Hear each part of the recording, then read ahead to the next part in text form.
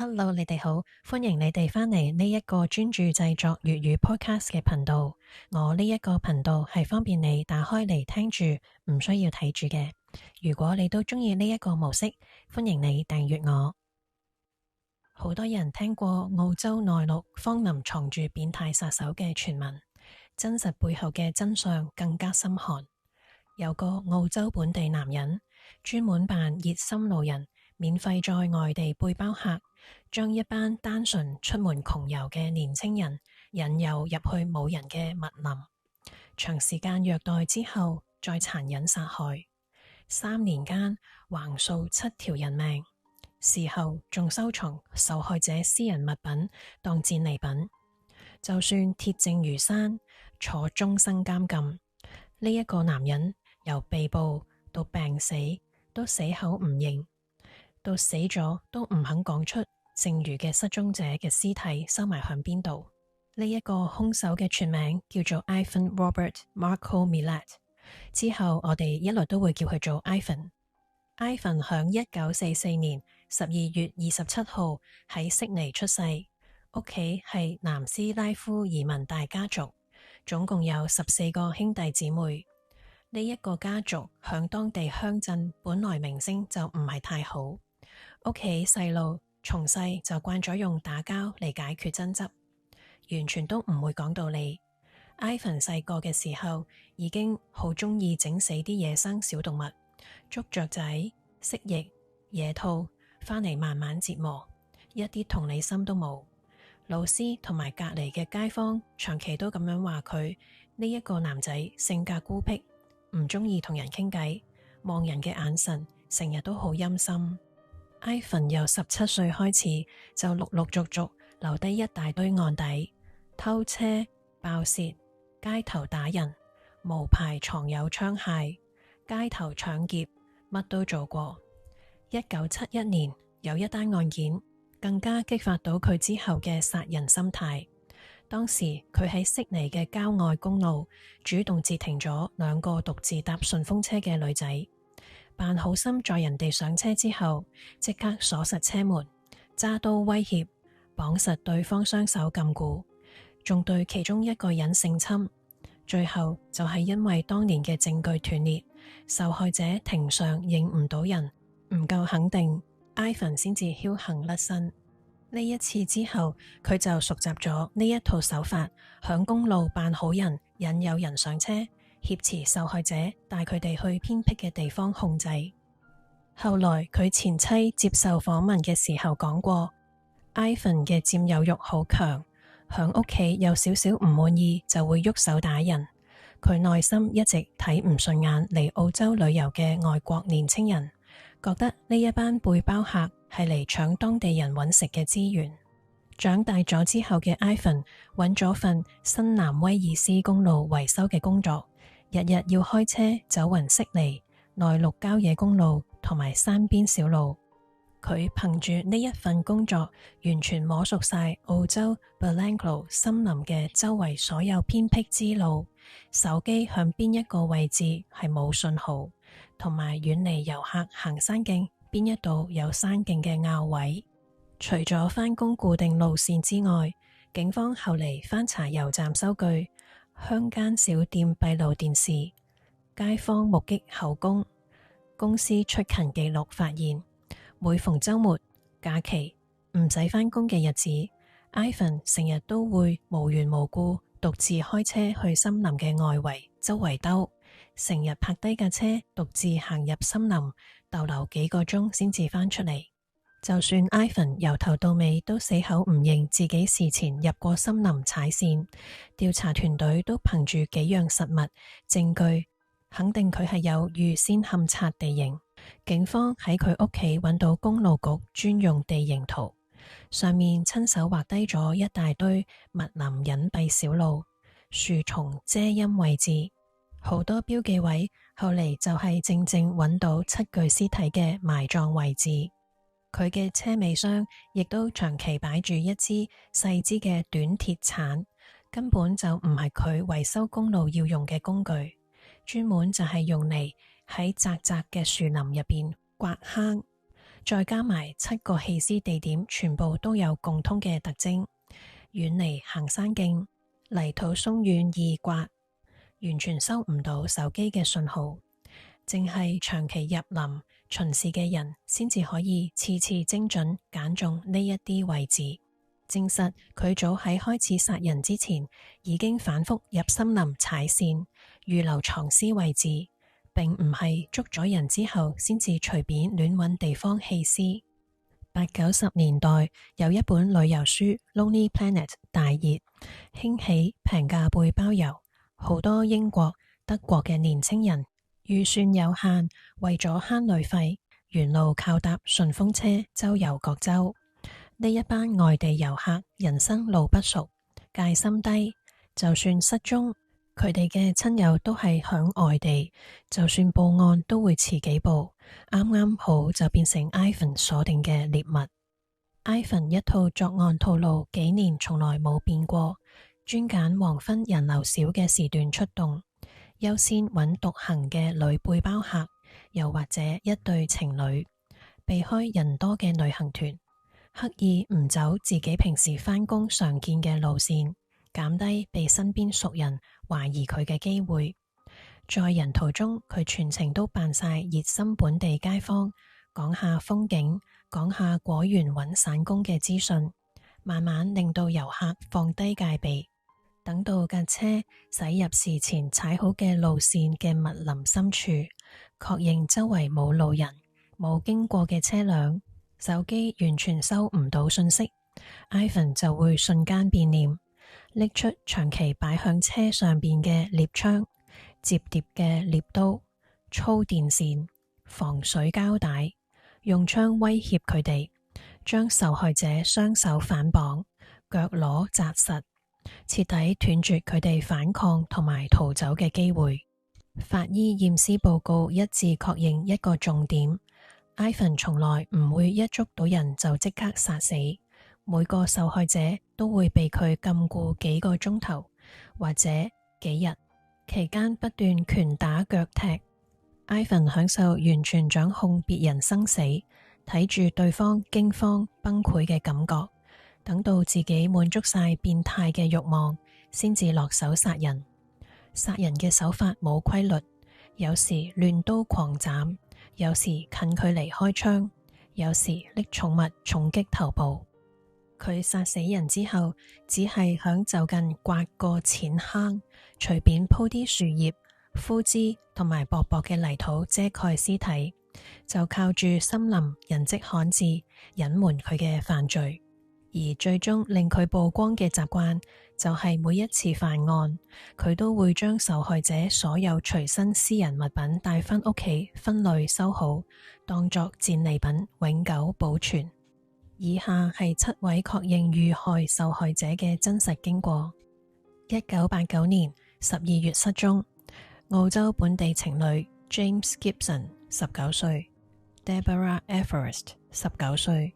兩個墨爾本大學生放假搭順風車落去南部玩，上咗 Ivan 嘅車之後，從此人間蒸發。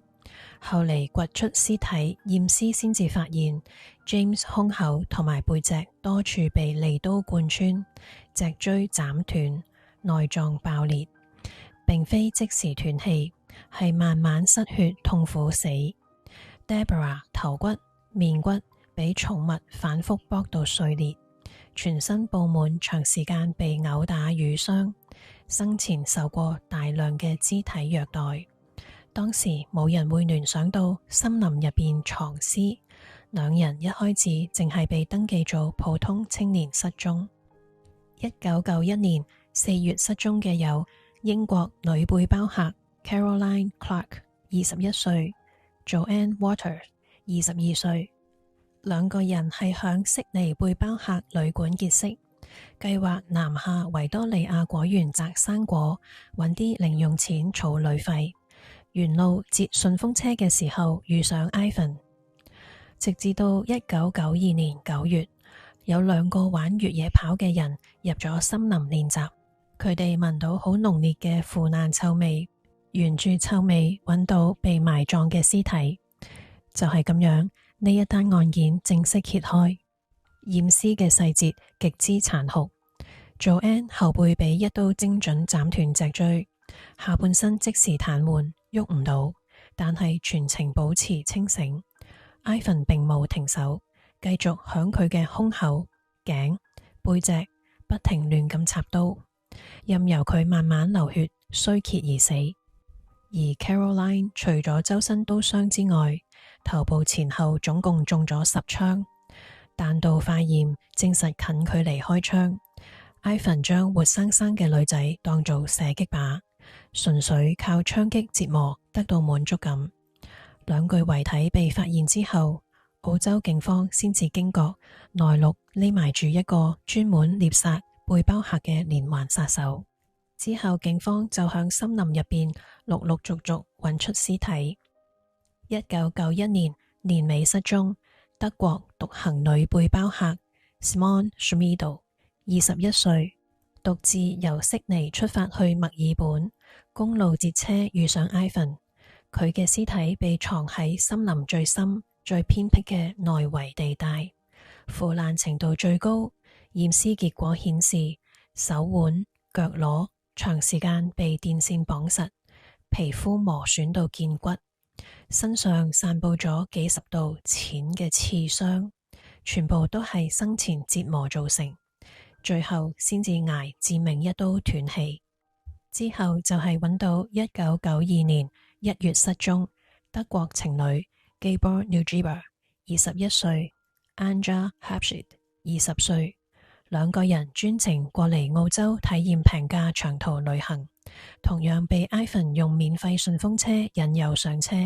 帶入密林之後綁架禁錮，長時間虐待，最後慘遭殺害，然後求其埋響樹叢嘅底下。揾到嘅呢7位死者同 Ivan 完全無仇無怨，冇金錢嘅爭執，冇口角嘅衝突，只係因為佢哋係外地嚟嘅背包客，戒心低，容易控制，就被隨機揀做獵物。呢一單案破案嘅關鍵就係唯一逃出生天嘅幸存者 Paul Onions。1990年1月25號，當時23歲嘅英國背包客Paul Onions， 佢打算沿休姆公路南下揾採果嘅工作，喺路邊截順風車就遇上自稱叫做 Bill 嘅 Ivan。上車初期 ，Ivan 嘅態度好友善，會傾下旅遊嘅話題，講下內陸嘅路線，完全睇唔出有破綻。當架車駛近 Belanglo 森林偏僻嘅支路，Ivan 突然間變臉。停車之後，由座位底拎出咗左輪手槍同埋捆綁嘅繩，佢話要搶劫同埋要帶阿坡入去森林。當時車速唔快，阿坡臨危不亂，趁住 Ivan 轉身攞繩嘅時候，佢推開車門向大路狂奔，身後傳出幾下槍聲，慶幸佢冇被子彈射中。坡沿路跑到截停一位女司機 Joanne Berry， 然後就車咗佢去警局報警。當時已經講得好清楚，兇手係有鬍鬚、身形健碩，架車嘅款式、口音嘅特徵。可惜當時仲未陸續揾到大量嘅屍體，所以警方只不過當呢一單案係普通嘅打劫案，冇同埋背包客失蹤串連埋一齊。甚至乎連阿坡嘅口供都差啲遺失咗，最後係靠一位警員私人嘅筆記留低晒全部細節。1993年，大批遺體陸續揾到出嚟，身處英國嘅阿坡透過新聞報道發現，當年襲擊自己嘅男人極有可能就係呢一個連環殺手，主動由英國打電話去澳洲重案組提供線索。警方翻出舊口供，專門將阿坡接返去澳洲認人。面對32張嫌疑人嘅相片，阿坡一眼就認出 Ivan。調查到呢一度，先至鎖定頭號兇手。1994年5月22號，新南威爾斯警方拎住最高級搜查令，突擊 Ivan 位於悉尼郊區嘅獨立平房，屋內揾出證據，直接指證佢就係兇手。揾出證物嘅細節第一，一大堆非法武器，多支.22口徑獵槍、摺疊嘅獵刀、彎刀、十字弓、幾百發子彈，車庫牆壁夾層暗藏住步槍嘅彈頭，經彈道化驗之後100%對得上射殺 Caroline 嘅子彈。第二，成套綁人嘅工具，大量全新嘅尼龍索帶、粗電線、防水膠帶、自製手扣、封口布，同屍體身上被綁嘅痕跡完全吻合。第三，受害者嘅物品，響閣樓暗格、床底儲物箱、衣櫃暗格入邊，整整齊齊分類收埋咗7位死者嘅隨身物品，包括護照、國際簽證、菲林相機、未曝光嘅旅行底片、自拍相、外套、牛仔褲、手錶、耳環、背囊、水壺、露營帳幕、睡袋，當中甚至有 Caroline 曾經着過嘅上衣，Ivan 後嚟轉送咗俾佢當時嘅女朋友。就連當年幸存者阿 Paul 當日着過嘅上衣，都俾 Ivan 收埋咗響佢阿媽嘅車庫入面。第四，返工記錄交叉核實，每一次有受害者失蹤當日，Ivan 所屬公路維修公司嘅出勤記錄都顯示佢休假又或者外勤外出，有足夠時間來回公路、森林同埋住所犯案。呢一啲證據通通都擺響眼前，但係 Ivan 由被捕一刻開始就死口都唔認，永遠都係一套講法。佢話屋企入邊呢一啲遊客嘅物品全部都喺路邊隨手執返嚟，話佢從來都冇綁架、虐待，甚至殺過任何人。無論盤問佢嘅警員點樣出示證物，逐樣對比細節，佢都拒絕講任何嘅隱藏屍體位置，亦都冇承認過仲有其他受害者。Ivan 生於大家族，細個嘅時候，街坊已經話呢一家人不守規矩。Ivan 幾個細佬年輕嘅時候留過案底，曾經因為無牌藏有槍械、持有來歷不明嘅贓物被拉去調查，其餘兄弟亦有零星偷竊、違規嘅記錄，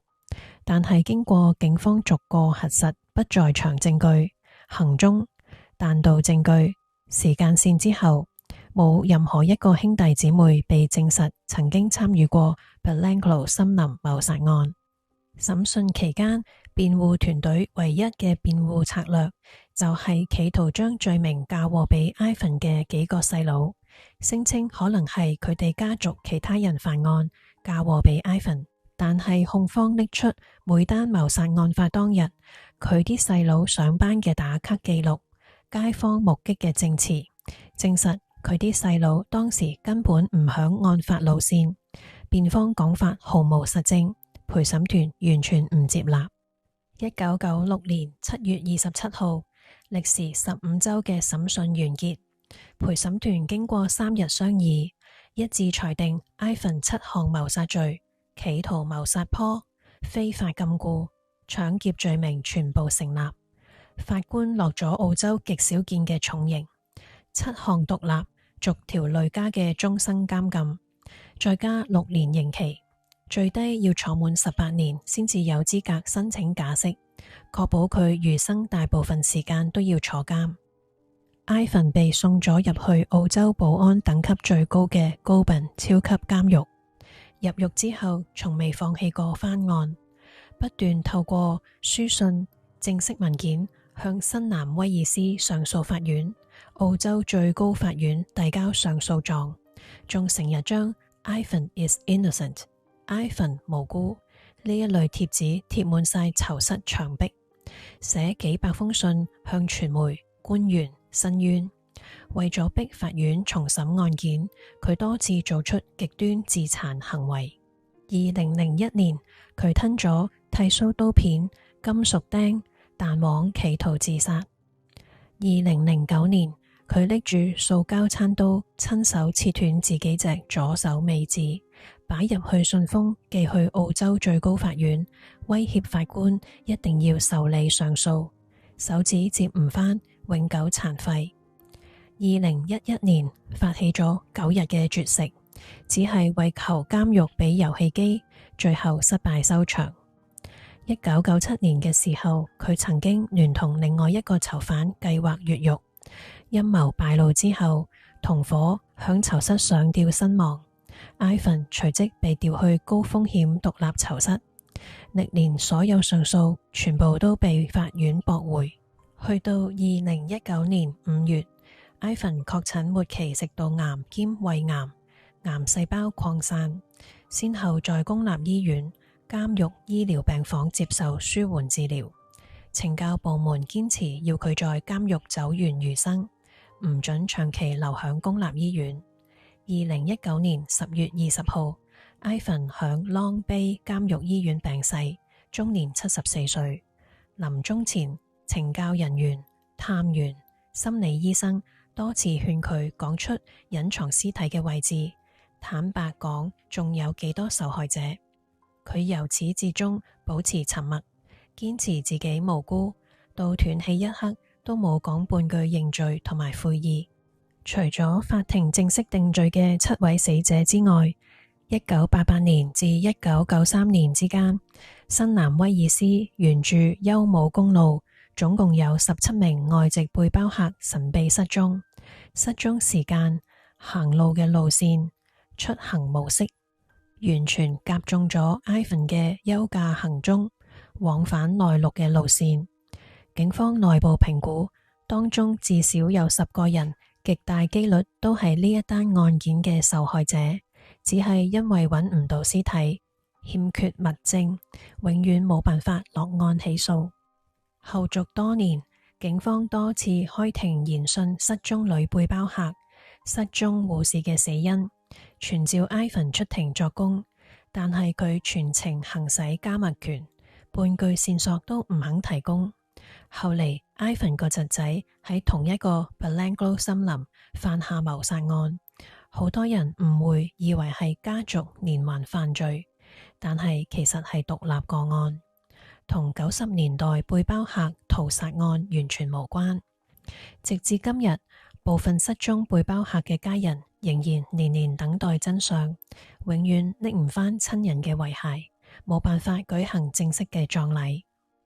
呢一單案件，一班年輕人只係出外遊歷，輕信陌生人而送命，兇手卻去到死嗰日，佢都拒絕認罪，留低咗無數家庭嘅終生遺憾。出門在外，大家始終都要保留戒備心。今日嘅案件就講到嚟呢一度啦，你哋每一個訂閱同埋每一個 like 對我嚟講都好重要㗎。我哋約定每個星期上載2單案件，暫定每逢星期3同埋星期日，記得返嚟搵我啊！請你訂閱我，俾個 like 我，留言同埋分享，多謝，下集再見。